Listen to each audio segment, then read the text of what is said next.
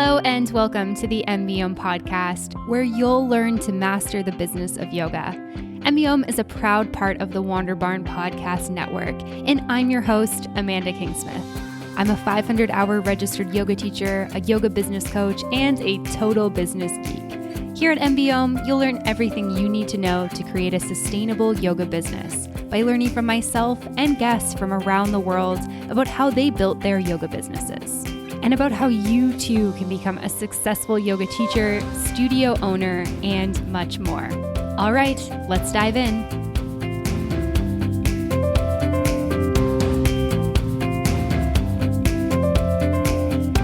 Hey friends, I just wanted to pop in and talk a little bit about MBO behind the scenes. When I entered the yoga world as a teacher, I was surprised by how many yoga teachers were struggling with the business side of yoga. And that's why I created MBOM. MBOM helps yoga teachers and studio owners become entrepreneurs. It helps you to go from surviving to thriving with your yoga business. I am on a mission to change the yoga industry, to teach yoga teachers and studio owners about the business of yoga, and to help you feel more confident, successful, and abundant. After releasing hundreds of podcast episodes, I want to create content that dives deeper into helping yoga entrepreneurs thrive and elevate their businesses. This is where MBOM Behind the Scenes comes in. Each week, you will get bonus content from the weekly guest or myself, diving deeper into how you can take the teachings and apply them to your business. This podcast is designed for yoga teachers and studio owners who are ready to take it to the next level. If you enjoy MBOM and have been looking for an affordable way to learn more, this is it. For the cost of 2 lattes per month, you will get never-before-heard content that you can't access anywhere else that will give you tangible ways to dive deeper into your yoga business. If this sounds like something you're interested in, let's dive in. Head on over to patreon.com/MBOM yoga and sign up to get behind the scenes now. Once again, that's patreon.com/MBOM yoga to get all the exclusive behind the scenes content. I'll see you there. Hello, everyone, and welcome back to another episode of the MBOM podcast. I'm super excited that you are here listening to this episode of the show. Today's episode of the podcast is brought to you in part by Offering Tree. Offering Tree is your one-stop shop for all things yoga business. Website, marketing tools, email, scheduling, booking, payment software, online store, membership, all the things. I'm going to tell you more about Offering Tree a little bit later on, but if you've been looking for something that will make your business a little bit more streamlined and simple, Offering Tree is it. Today on the podcast, I am super excited to be joined by Allison Rissel. Allison is the founder of the Yoga Teacher Conf, a conference dedicated to elevating, educating, and inspiring yoga teachers around the globe through affordable continuing education, community support, and connection. And she really has a passion and inspiration for helping other yoga teachers overcome self-doubt and burnout. And she's really dedicated her work to assisting yoga teachers to connect with their authenticity, enabling them to become powerful leaders of transformation in their yoga communities. And Allison's been teaching yoga since 2006, so she knows what she's talking about. She has been a full-time yoga teacher for so long, and now she's shifted gears to work with you, yoga teachers and studio owners, and support you with your yoga businesses. And this is something that I just love so much. And I was so excited to get to chat with Allison about her yoga business and what she's learned through the business that she's created. And on this episode of the show, Allison and I really dive into her yoga business, how she became interested and passionate about running events, what it was like over the last year, shifting this big in-person event that she's creating into a virtual event, what she's learned along the way, and so much more. And Allison and I are going to talk a little bit more about the Yoga Teacher Conf that's coming up in May, completely virtual and online, a little bit more at the end of this episode. But if you're keen to get a little bit more information about it before you continue with this episode, you can head on over to yogateacherconf.com. All right, without further ado, here is Allison. Allison, welcome to the podcast today. I'm really excited to have you here with me. Thanks, Amanda. I'm excited to be here. Where are you joining us from today? Longmont, Colorado, right over near Boulder. Amazing. It's a beautiful part of the world to be from. And I love Colorado. Colorado is one of my favorite U.S. states. Mm-hmm. It's beautiful here. We have the mountains and then we still have water. The temperature is nice year round. Yeah, we love it here. Amazing. Hopefully, I'll get to visit sometime soon when the world's maybe a little bit less crazy, which I know we're going to talk a little bit about today. But before we dive into all the things that you're working on in your business, I want to talk a little bit about your yoga story. Can you tell me briefly how you got into yoga and what inspired you to become a yoga teacher? Yeah, I actually got into yoga by accident. My story is a little bit different because I actually started teaching yoga right around the same time I started taking yoga. I really wanted to be an aerobics instructor, a step aerobics instructor specifically while I was in college. And whenever I went to apply, the woman told me, well, we have a lot of aerobics instructors, but we really need a yoga instructor. Do you know yoga? Can you teach yoga? And I was like, so excited. I was just like, I'll teach whatever. I just need an in, I was like, I've never taken a yoga class in my life, but I'll learn. So she hired me there and I got one step class a week that I could teach. And then I taught 2 or 3 yoga classes a week. And I just attended a few classes and really did a lot of self-study. Probably not the best method, but this was in 2005 down in Texas, and there weren't a lot of teacher trainings at the time. Plus, I was in college and I was incredibly broke. So, so I started teaching and did a lot of self-study and just fell in love with it. It it just sang to my heart and my body and my soul in a whole different way. So I started teaching more and more and just realized that I actually really didn't like the step aerobics. I loved yoga. So I pursued my 200-hour teacher training in 2013 down in Wimberley, Texas. And then my 500-hour, my additional 300-hour down in Wimberley, Texas as well. I moved to North Dakota in 2013 and I started training teachers there. And from there, we've just North Dakota really didn't have a lot of yoga at that time in 2013. So over the past 5 or 7 years, I guess, it's been 7 years, we've really built the yoga community. We run yoga, the North Dakota Yoga Conference there. I've trained over 100 teachers in North Dakota, and it has just really flourished in North Dakota. The yoga community there is a very sweet, amazing, amazing community. And in 2015, I moved down to Texas. Or no, I didn't. I moved to Colorado, where I live now, and started pursuing my yoga therapy certification here and just continuing to train yoga teachers in North Dakota, building conferences and events, running workshops for teachers, and really just trying to immerse myself to help other teachers. That's what I really want to do. I've been a teacher now for since 2006. So 15 Quick years. math. Yeah, 14, 15 years. Yeah, a long time. And I'm really passionate about helping other teachers because I think long term, we need support for other teachers. It's easy to get burnt out as a yoga teacher, and we need to communicate with each other. We need affordable continuing education. We need to support each other so we can continue to do this until we're 80 or 90. Mm-hmm. So. Yes, 100% on board with that. I always say that when I use the word sustainable when I'm working with yoga teachers, it's, if you want to be environmentally sustainable, of course, I'm on board with that too. But I really think about like being able to teach for as long as you want to teach. So into your 80s, into your 90s, creating a business that will allow you to do that. And so I feel really aligned with what you just said there. And your whole journey is just really inspiring. And I know that you've really dove into the event and conference piece over the last couple of years with what you're doing with Yoga Teacher Conf. I'm curious, though, it sounds like you've done that kind of bits and pieces over the years in Texas, North Dakota, and then, of course, in Colorado. Was events and conferences something you were interested in, like prior to becoming a yoga teacher, or kind of how did that piece flow into your business? No, not at all. I never once thought that I was going to be running events. I went to school for exercise physiology. I wasn't really sure what I was going to do with my degree, but I knew that I loved fitness and exercise. So I got my master's in exercise physiology.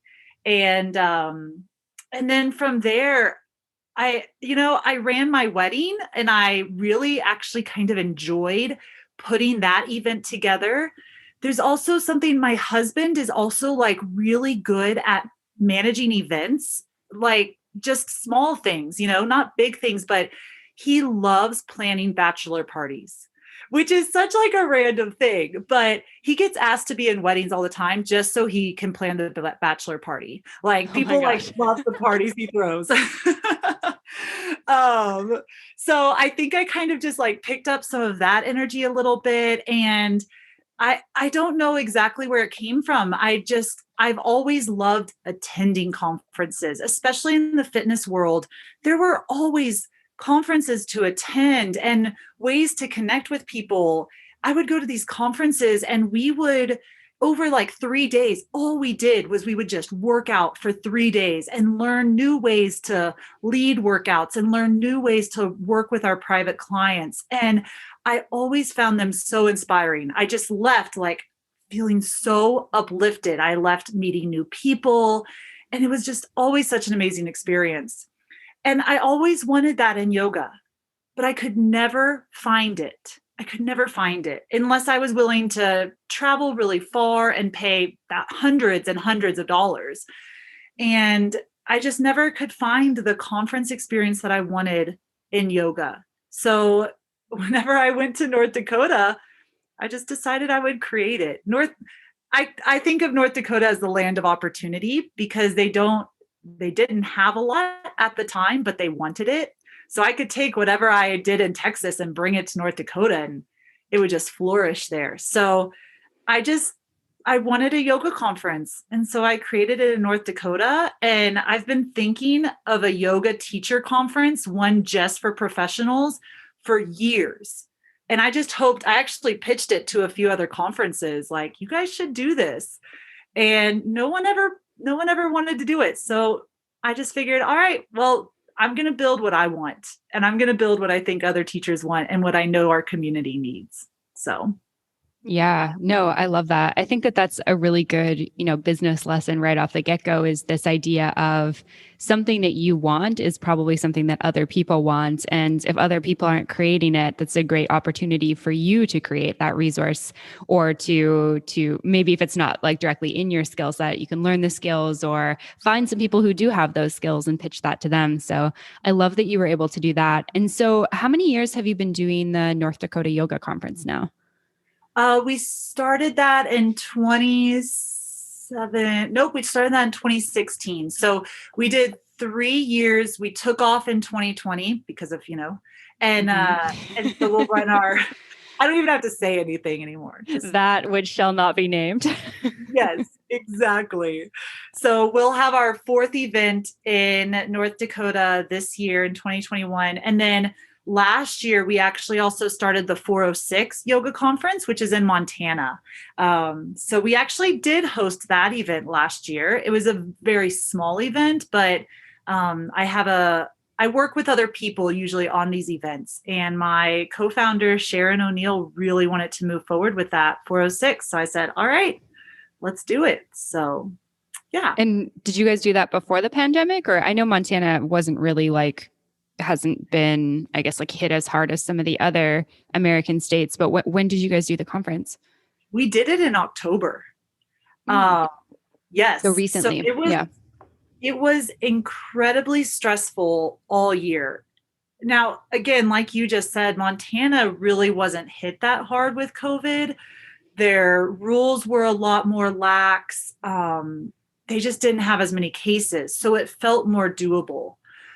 But the tension and the stress that we carried with us all year to pull that event off was so extreme. It was one of those things where every week, sometimes every day, we were checking, what are the new requirements? What is changing? How many cases are there? Can we do this? It was so stressful. But we were able to host a really, really safe event. Like I said, it was significantly smaller. We usually try and have about 250 people. We only had about 40. Oh, wow. Yeah, so significantly smaller, but it allowed us to have lots of space, and people were so happy. They didn't care they had to wear masks the whole time. They were just so happy to have something that wasn't canceled. That's what we heard. Thank you for not canceling this.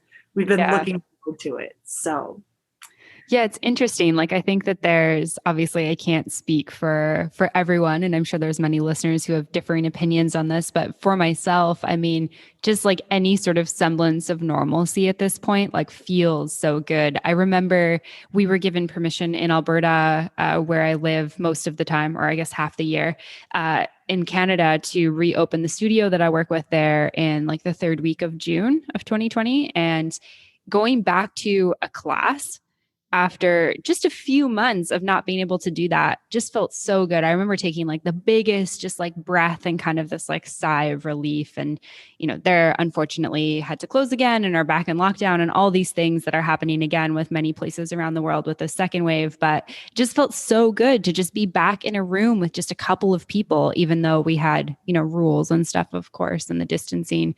It's just, I feel like a lot of people are craving that. Yes, I totally agree. Once it comes back, people will come, I think. So, yeah. Yeah. I would really love to dive into like what it's been like running a business that is primarily focused on people being together, because obviously for the last year now, that's been almost impossible or have to pivot quite a bit.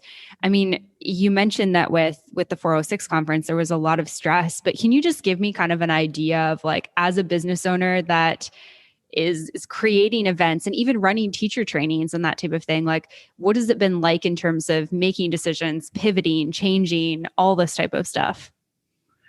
Oh, stressful, exhausting. It's been really tough. 2020 was a very, very tough year. I also ran 2 yoga teacher trainings last year. Oh, 3 actually with my 300. So I ran 3 teacher trainings plus 2 conferences. We canceled the North Dakota somewhat early on because my other co-founders with that were equally as stressed as I was. So it was easier just to take that off our plate. But the constant changes, especially here in the US, that's what was the hardest. And you know, I work in 3 different states, and each of those states has handled the pandemic so differently. It's made it just so stressful. You know, I would check 3 different government websites almost daily to see, okay, what are their new restrictions? This state has 6 feet apart and masks. All right, I need to find a new facility that we can meet 6 feet apart and with masks on. And in these towns where I teach, that's hard to do, especially on such short notice. So every weekend of yoga teacher training, there was something new that I had to adapt to.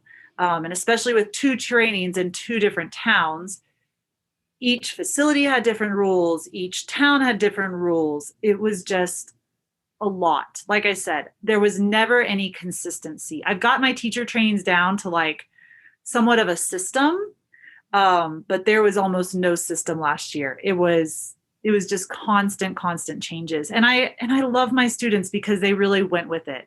Usually I do just weekends. Last year we did a whole week together because that's what they wanted to do so we could finish. And we were able to find the facilities to do that. With the 406, it was just a constant, just checking every day. I felt like every day I almost got to a point where every day I expected some kind of bad news. And that was not a good place to be. So it was incredibly stressful. And I finally finished all of my in-person events in October. And I took the biggest sigh of relief because no one in our group had gotten sick from my trainings. No one from the 406 yoga conference had gotten sick because we kept in contact with everyone. We followed all the guidelines.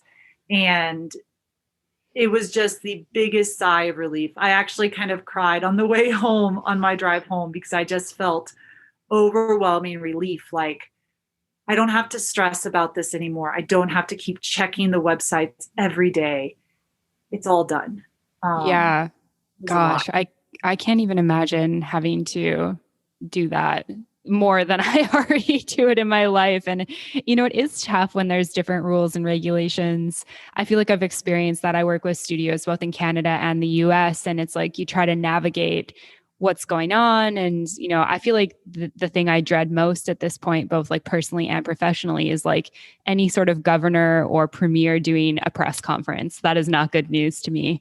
And I've been down in Mexico for the last couple months. I think as listeners know, and we haven't been traveling a ton, but we've moved through a couple states, and it's sort of similar. Like everything's governed by states here. And so you arrive and you're like, I don't know what the rules are. Like, I don't know what the expectations are. And I don't want to be that person who's not following them. But it's like everything's, kind of same, but also a little bit different. It makes it kind of hard to navigate those waters a little bit. And, obviously there's the personal choice that I'm here. So I take that burden. But when it's your professional business, like it's stressful, it's frustrating. I know the conversations I've had with the studios that I work with has just been like, we feel like we're at the whim of, whatever the rules are. And it sucks when it's like, notice goes out on a Tuesday and you have to close your business on a Friday, or you have to make adjustments and you've got, workshops planned and different things happening. And it's definitely a hard time, I think, for a lot of us. Yeah. And, especially as a yoga teacher and the owner of your business is, not only are you having to deal with your own personal stuff and the business itself, but you're also having to hold space for every single student, because every single student is also feeling this stress too. And, we're guiding them through yoga teacher training, which has huge transformation and growth. Yoga classes have huge transformation and growth, and we have to hold the space for our students as they experience that transformation and growth during a pandemic. It's a lot to hold on to. You want to try and support them while it feels like everything is crumbling around you. It's a very, very difficult situation. And I think yoga teachers, we really need to pat ourselves on the back, because we did a lot last year. We shifted everything, and we did it while still supporting our students, while still holding that space for them. And our students appreciate it. And we should be really proud of ourselves for what we've done. It was tough. Yeah, no, I 100% agree. And I think you mentioned something really awesome that I want to touch on, just how great, students have been and how amazing, teachers have adapted. And I saw that with the teachers that I work with through my business, to the teachers that work at the studios that I work with. And then also I teach in a teacher training that's based out of Vancouver. And, my component of it, which is the business of yoga, is remote anyways. So I wasn't super impacted by, the decisions coming through, but it's like at one point, everyone had to have a meeting, like, do you prefer to be in person or do everything online? And, the students acted like such champs, exactly like what you said, like just going through it with such grace. And I think the biggest concern was, will we still graduate on time? Because, people who are doing teacher training, they have plans after, they're ready to be yoga teachers. And I think when you're running trainings, it's like, you have to adapt so quickly, so fast. And it's really hard to plan. I think that's one of the biggest things, is that you can't plan for, what's going to happen the next month or the next month. It's like, you just don't know. Yep, exactly.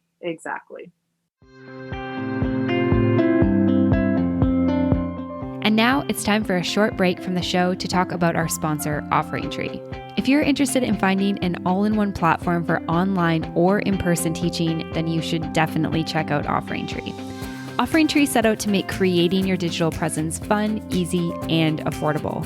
With one click, you can build a website, run online or in-person live classes, sell pre-recorded classes, manage memberships and packages, and much more.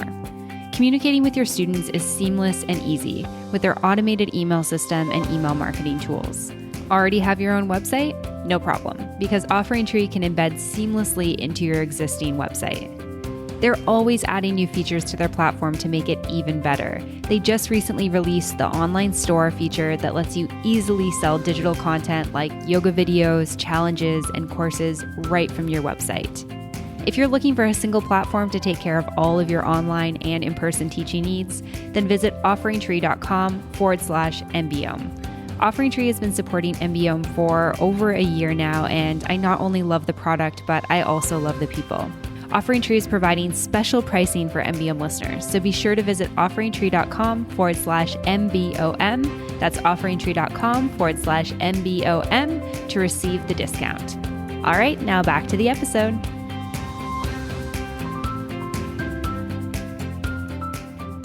And so you have the Yoga Teacher Conf coming up in May of 2021, and your original plan was for that to be in person in Colorado.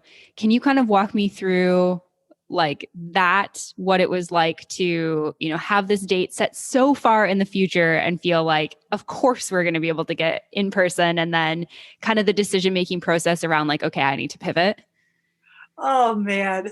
I was just looking at my contract I signed with the hotel, and I signed in October of 2019.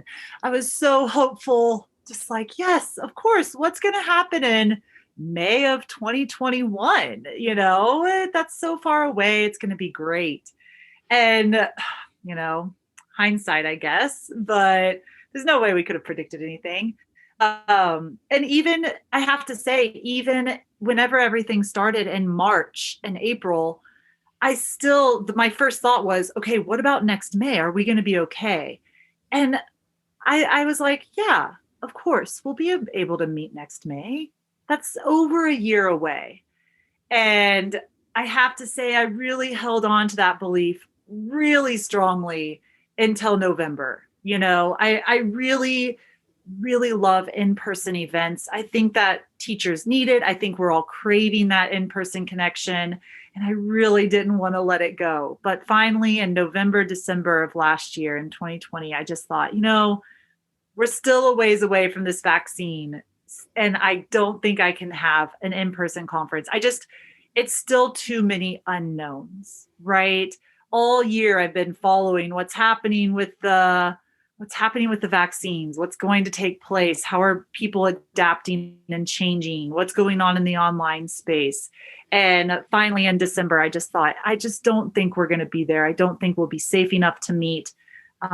It's too close. It's also been really challenging because I remember how I felt last year. And the worst feeling that I think I can imagine is planning a whole in-person event, and then for May 21st and then May 15th, something changes and they're like, nope, you can't meet in person anymore.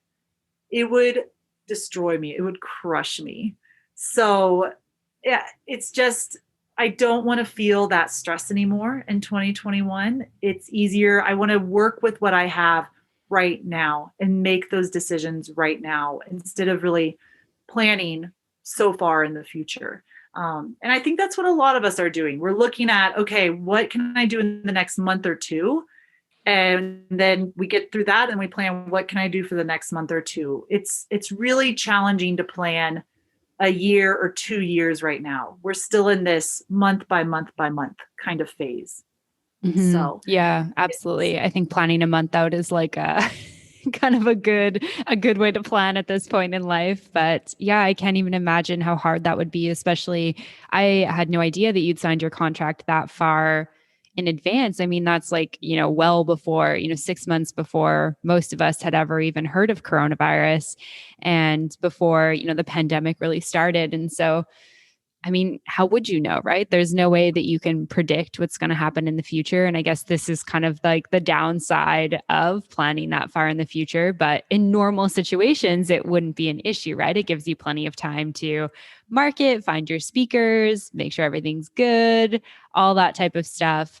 But I think just like seeing what's happened over the last year, I know I was definitely disappointed to hear that we can't meet in person for the conference, but I think you've made the right decision. Like, I think that there's just so much uncertainty, and I can't imagine like bearing that weight as a business for the next, what is it, like 4 or 5 months until that date comes around. Like, at least now, we're for sure having it. It's going to be on this platform. Anyone can come. Nobody has to leave their houses. It doesn't matter what government rules are in place. Like, we can do this conference. Exactly. And now we've all gotten so good at Zoom that we have a better idea of what we can do on Zoom, what we can't. Everyone feels really comfortable. So it just feels like the natural the natural decision. And it does open it up. I do appreciate how much having our virtual events really opens up for more accessibility. More people can join. And I actually was talking with a big event company called Cvent, and they're actually thinking that for the future, and this is what I've thought too, we won't really see just in-person events. Most events now will either be virtual or hybrid events where we meet in person, but then there's always still that virtual option, because we've realized how much it can open up doors for people to join us from, from Italy. Someone from Italy is not going to be able to realistically fly over for a 3-day conference here. But they can join from the comfort of their home. So I think that will be the future with events, is we really need to start thinking of more hybrid type events and how we can integrate in person and virtual. Because I think there's a lot of value in person, but I also think that there's value with our virtual too. Yeah, I 100% agree. And I think too, like you said, not even just with Zoom, but just with like technology in general, there's so many different software platforms that are coming up. And, even something like Zoom has really like stepped up their game over the last year to just meet people's needs, because I think you're right. Like, I don't see this virtual world going away. And I think this with yoga as well. Like, I don't think that virtual yoga is going to go away, because just like you say, it's providing so many opportunities for people to join from all over the world. It's actually really cool at the studio that I work with in Canada. We had a teacher, she's from Italy, but she's also a citizen of Canada. She spent enough time to get her residency and her passport.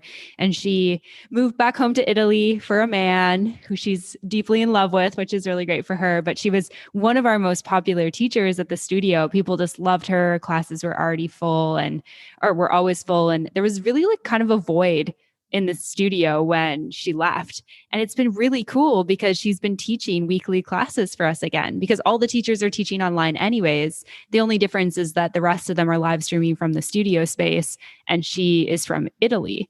So she's doing it from her house. But it's been cool because like it's a different time zone for her. And she's like, I'm going to make an espresso if anyone wants to stay on. I can tour you through my garden and stuff like that. So there are like these silver linings with this kind of new world that we're in. And I think, being able to connect with people from different cultures and different countries and different time zones in an event, I think and in a class is a really beautiful kind of thing that's coming out of this whole, dumpster fire.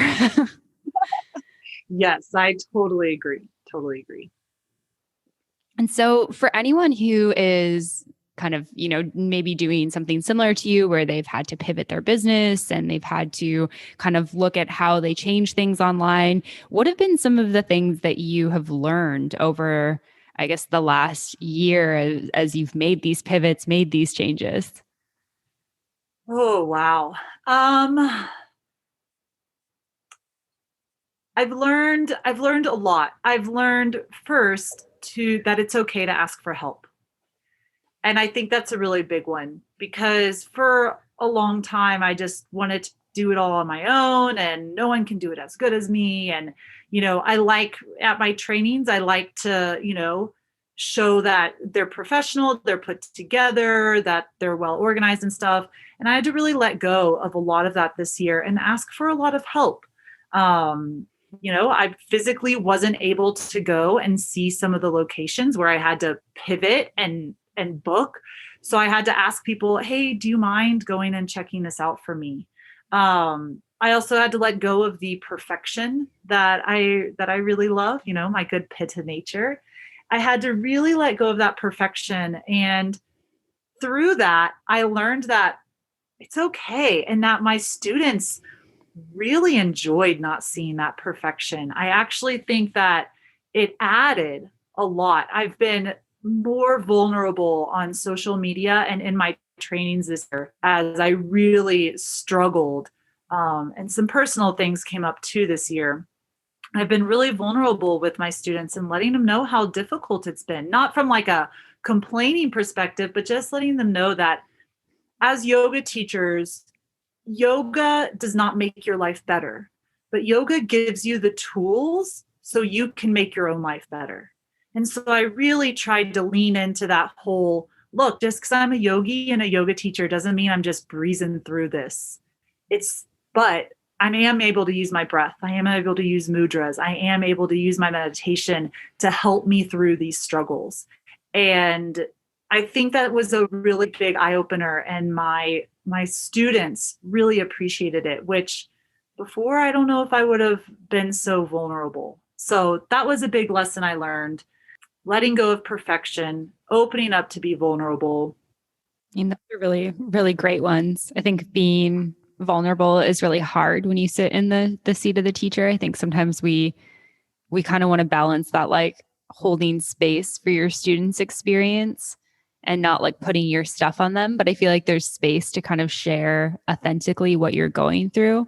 Cause I think people can really relate to that. Like we're all humans, right? Like yoga teachers aren't like superhuman. Like we just, like you said, have tools. And it's been the last year has been really hard, I think, for most people in all different capacities. And being able to share what you're going through is definitely like a great way to connect with your students. Mm-hmm. And, I've always been very, I love in-person gatherings. I love personal connections. I love our virtual as well, but there's something about just giving someone a hug that I'm like, oh my gosh, I get you. Like I just really love meeting people in person, which is why I really wanted the first Yoga Teacher Conf to be in person. But I've also learned that we can create a lot of value and community through our virtual connections as well. So it is a little different finessing, I feel like, but I really learned that we can create great virtual communities. And I've also learned that people crave in person, because for a long time I was worried, like, ooh, I hope others want in person. I know I do, but do others see the value? And I think now going through this, we all see how great virtual is, but we also realize that we need each other, that we want to be together. There's something about, have you ever gone to a concert in the pandemic yet? I haven't been to a pandemic concert. The last concert I went to was at the end of February in Colombia, and I just like watched videos of it being like, I want this so bad. I want it. Yes. So I went to a pandemic concert, and they put you in pods, right? So us four people, we were in our little pod, which was gated off and really far away from others. And you have to wear your mask. It's outdoors. And it was fun. I had a really great time, but it's a completely different experience. That being just with your close friends really far away from others, totally different experience than whenever you're like in the middle of a mosh pit, all jumping up and down, like, oh my gosh, I love this person. So it's just a totally different experience. And I'm a huge extrovert. I miss those mosh pits. I miss that human connection. So Yeah. Yeah. I'm a natural extrovert as well. And I feel like I really felt that, especially in the early kind of months of the pandemic, just being, kind of at home and doing everything on my computer and not really getting any like social interaction with any humans other than my husband. And my husband's great at, filling that need despite his introverted tendencies. But it just felt like, especially at the beginning, even like people at the grocery store would kind of like avoid eye contact and not get near you as if like we're all plagued and stuff like that. And I was like, I kind of just need like a smile right now, or like, a touch on the arm. And so I definitely feel you there. Like, I think that yes, like we've talked about, we've seen the silver linings of this experience, and that how virtual can create more accessibility for people. It can connect people on like a bigger level, and, create a wider net for people to be able to join things that they may not have been able to join before. But at the same time, I think we're also seeing, like you said, that in-person stuff isn't dead. Like in-person stuff is going to come back. And I know many months ago, this was a conversation that I had with the studio owners that I work with. Like, our studio is going to become completely irrelevant, like the physical space. And as both were able to reopen, we saw, similar to what you're talking about, like, no, people want to be here. People want to be in person. Like there's people who really want this experience of being with other people. Yes, exactly. Mm-hmm. Amazing. I love that. So we've kind of talked about the Yoga Teacher Conf a little bit and alluded to it being online and in May. Can you tell me a bit more about what it's all about, who it's for, what people can expect from it, and all of that good stuff? Yes. So the Yoga Teacher Conf is really all about networking, connecting with other yoga teachers, and learning skills and tools that other yoga teachers need. Um, so there's about 16 different classes over the 3 days. Some will be recorded, some will be live, most of them will be live. And there's skills like teaching skills. We're going to have classes on sequencing for yoga teachers, how to be a better teacher online. We're going to have classes focused on like cueing, your verbal cueing, how to teach meditation. Then we're also going to have classes on anything but asana, is what I say. I think a lot of us know enough about asana, but there's so many other rich tools that yoga teachers need to learn and know. So tools like mudras and bandhas. We want to know things like pranayama, yoga nidra, learning how to teach though, learning first what they are, but also how to teach them as yoga teachers. There's a whole tract on business skills for yoga teachers, and then also on ethics for yoga teachers. Not as sexy of a topic, but probably the most important topic there. Things about how to bring more diversity into your yoga studio or into your yoga classes, how to make sure that your languaging is accessible for everyone, how to take action and how to take more action in social justice as a yoga teacher. So those are just the four kind of big topics, and lots of classes within each one. It's also really focused on this community and this network. I'm hoping that we can have a kirtan on Sunday night where we can chant for the health and healing of the world, have a few social gatherings, networking groups where we can just get to know each other and talk about what it's like to be a yoga teacher. I'm very focused on experience and action. So each class is going to be very action packed and give you tools to take away. And each class is also going to be focused on experiences. So like the kirtan is an experience. Within our Mighty Network platform, which is free to join, there's a lot of experiences that happen within that platform.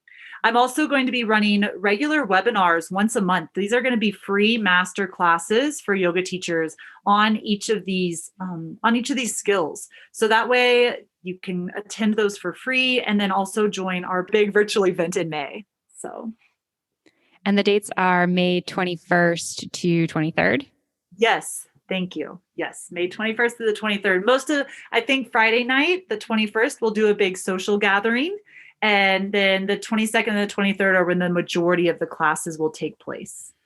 Yeah. I feel like even though I know it's like not in person, I feel excited about the idea of just being in like a virtual room with like a big group of other yoga teachers. Cause I just feel like I'm, in such small groups of just kind of the same people all the time these days. So I think it's going to be really amazing. And I can't wait to be a part of it. If people want to register for it, where can they go to do that?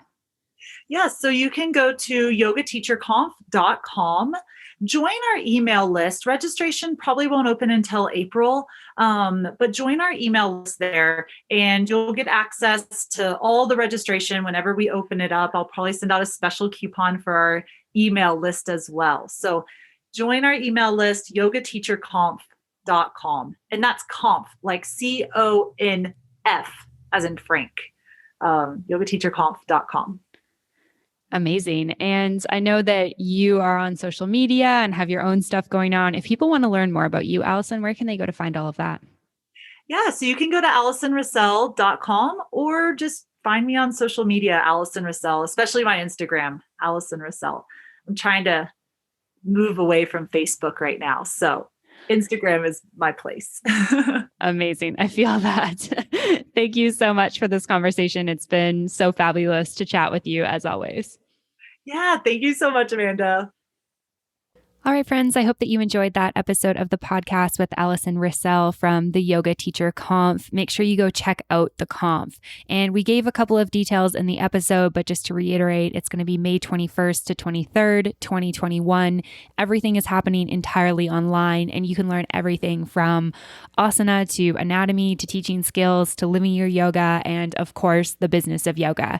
And I am super honored that I am going to be presenting and teaching at the conf. So if you'd like to catch my session there, it's going to be on Saturday, May 22nd at 9:30 a.m. And we are talking about how to create a long-term success in your business. The last year has really showed us how to pivot and how to create new offerings. And we're going to be diving into how to create long-term success with everything that you're working on now. So once again, that's yogateacherconf.com. I would love for you to check it out. There's going to be an amazing series of presenters there, and there's going to be so much to learn about. If you want to continue this conversation with Allison and I, you can head on over to patreon.com/MBM Yoga, where you can catch the behind the scenes episode from this episode where we continued the conversation talking about the business lessons that Allison has learned throughout her career, her journey, and the big pivot that she's had to make over the last year. So she shares a lot of really great business lessons that she's learned that I would love to share with you. When you sign up for Behind the Scenes, you get access to not only this episode, but all of the episodes. So head on over to patreon.com/MBM Yoga. I'd love to see you behind the scenes. As always, a huge thank you to the sponsor for this episode of the show, Offering Tree. Make sure you go check them out, offeringtree.com/MBM to get your discount.